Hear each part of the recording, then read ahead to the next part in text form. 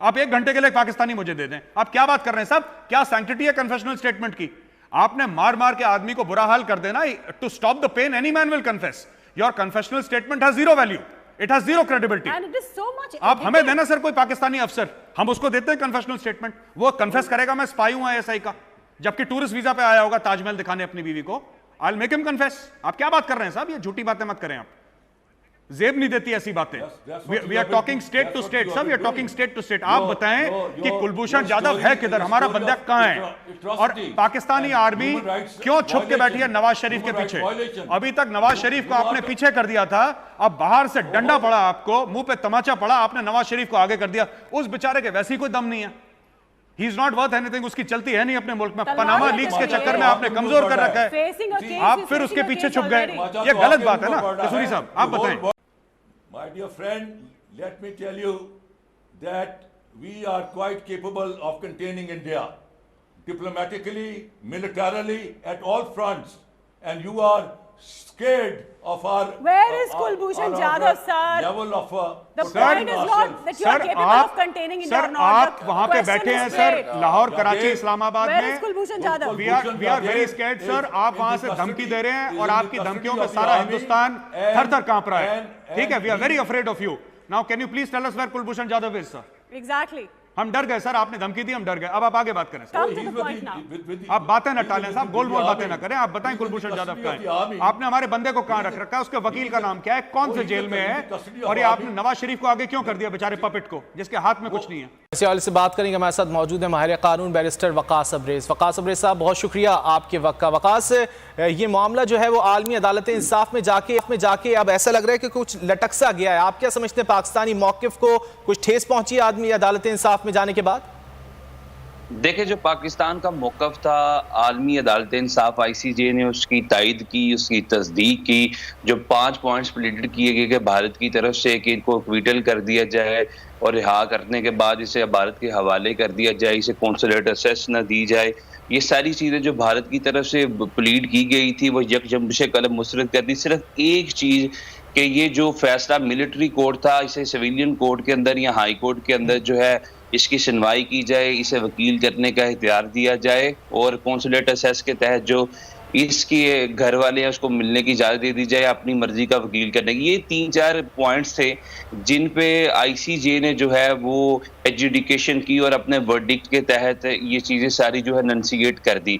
लेकिन जहाँ तक इसके दहशतगर्द होने का ताल्लुक है, तो 17 जुलाई 2019 का जो फैसला था वो इस चीज़ की गमाज़िया कासियाँ तर्जुमानी करता था कि जो पाकिस्तान का मौक़िफ़ था उसकी इंटरनेशनल कोर्ट ऑफ जस्टिस ने तईद की, तस्दीक की, ये कि ये एक सर्टिफाइड दहशतगर्द है। और वो जो फैसला है, वो जो डॉक्यूमेंट है वर्डिक्ट का, वो इस चीज़ का मुंह बोलता सबूत। और भारत का ये कहना कि पाकिस्तान ने एक प्रोपेगेंडा किया, ये एक बिजनेसमैन था जो ईरान की सरहद पे मौजूद था, जिसे आर्म फोर्स ने गिरफ्तार किया, ये तमाम की तमाम चीज़ें जो है इंटरनेशनल कोर्ट ऑफ जस्टिस से यकजुम्बिश कलम मुस्तरद कर दी और इसे एक सर्टिफाइड दहशतगर्द, एक सर्टिफाइड जासूस करार दे दिया, जो पाकिस्तान की सवरेनिटी के खिलाफ, पाकिस्तान की इंटीग्रिटी के खिलाफ काम कर रहा था। और इसके साथ साथ पाकिस्तान में बहुत सारे दहशतगर्द हमलों में मुलव्वस था, जिसकी उसने खुद भी कन्फेशन की। So I must appreciate and admire the role of armed force in this regard के जिन्होंने इसको गिरफ्तार किया, फिर इसने तमाम तर चीज़ें अपने मुंह से उगली, कन्फेशन की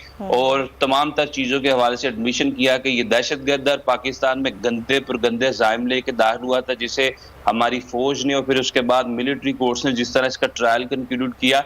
अब जो इसमें रजी सबसे इम्पोर्टेंट चीज़ ये है कि 2021 के लास्ट के अंदर दिसंबर में गालिबन हमारी जो पार्लियामेंट का जॉइंट सेशन था उसके अंदर एक बिल भी टेबल कर दिया गया, जिसमें कुलभूषण यादव के हवाले से जो डिसीजन था इंटरनेशनल कोर्ट ऑफ जस्टिस का, किसी सिविलियन कोर्ट के अंदर या हाई कोर्ट के अंदर वहां पे इसकी सुनवाई की, जैसे वकील दिया जाए, तो एक बिल भी पास कर लिया गया है। और अन करीब बतौर student of law I am looking forward कि ये इसका जो फैसला है इसको हाई कोर्ट के अंदर आर्टिकल 10A के करने की इजाजत, लेकिन तमाम तर चीजें जो है वो मौजूद है, इसकी कन्फेशनल स्टेटमेंट मौजूद है और जो इसकी कन्फेशनल स्टेटमेंट है वो विदाउट एनी अनड्यू इन्फ्लुएंस है, उसके अंदर किसी किस्म का जोर नहीं है, दबाव नहीं है, जबरदस्ती नहीं है, फ्री माइंड के अंदर उसने कन्फेशन किया और वो तमाम तर चीजें जो उसने कन्फेस किया वो कोलैबोरेट कर दी हैं other facts of the case के। इसने कहा कि फलां वक्त में फलां हमला किया था, फलां लोगों को मैंने खुदकश बमबारी के अंदर मरवाया था,